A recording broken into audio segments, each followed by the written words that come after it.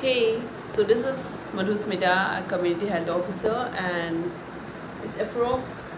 about to be 4 p.m. আৰু ৰাতিপুৱা 9:45 পৰা মই এতিয়া 4টা হ'বই আৰু so আছোঁ ইয়াতে আৰু you can see my tired face but still so the main thing মই কিয় এই ভিডিঅ'টো বনাই আছোঁ এয়া হৈছে মই আজি ভাবিলোঁ যে যিহেতু মই overtime কৰি আছোঁ আৰু এতিয়া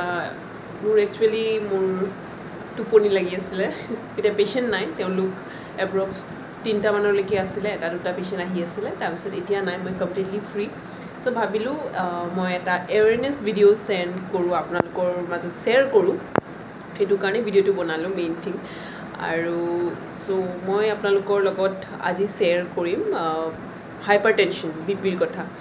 সো হাইপাৰটেনশ্যন যেতিয়া আজি কাৰণ মোৰ NCD আছিলে মানে য'ত নন কমিউনিকেবল ডিজিজৰ কাৰণে স্ক্ৰিনিং আছিলে আৰু মেইনলি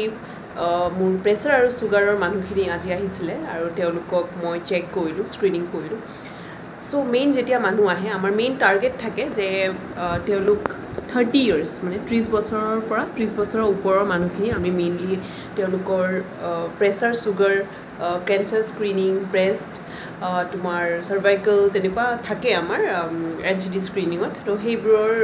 একৰ্ডিংলি আমি চেক কৰা হয় আৰু যোনবোৰ বিপি পেশেণ্ট থাকে তেওঁলোকক আমি হেল্থ এডুকেশ্যন হিচাপে প্ৰথমটো আমি লো সল্ট লো চুগাৰ ডায়েট আমি তেওঁলোকক খাবলৈ দিওঁ আৰু য'ত তেল অইলি ফুডছ অকণমান কমাব দিওঁ আৰু লগতে আমাৰ যোনটো ডেইলি মেডিকেশ্যন থাকে তেওঁলোকৰ সেই মেডিকেশ্যনবোৰ আমি ওৱান্স আমাৰ তাত প্ৰেছাৰ হাই আমি যেতিয়া পাওঁ এজন পেশেণ্টৰ প্ৰেছাৰ কেতিয়া হাই হ'ব যেতিয়া 140/90 140 ওপৰত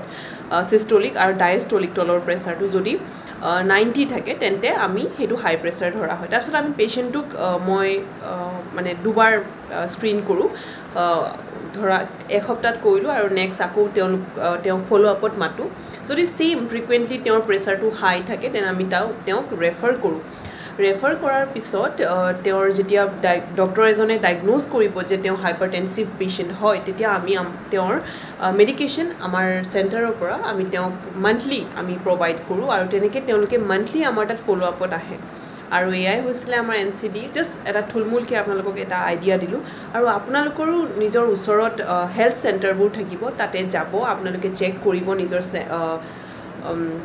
প্ৰেছাৰ চুগাৰ NCD স্ক্ৰিনিং কৰাব নিশ্চয় আৰু নিজৰ হেল্থে মেইন আৰু অকল ঔষধ নহয় মেইনলি অকল ঔষধত ডিপেণ্ড হ'লেই নহ'ব আপোনালোকে নিজৰ এক্সাৰচাইজটো মেইন আপোনালোকে খাদ্য খোৱা শ্লিপ আপোনালোকৰ ফুড বহুত ডিপেণ্ড কৰে সো এইবোৰ সকলো মিলি আমাৰ এজ এ মতলব এটা হেল্ডি ৱেলবিং আমি হ'বলৈ সক্ষম হওঁ সো এয়াই আছিলে আজিৰ কাৰণে চি ইউ টুমৰো বাই বাই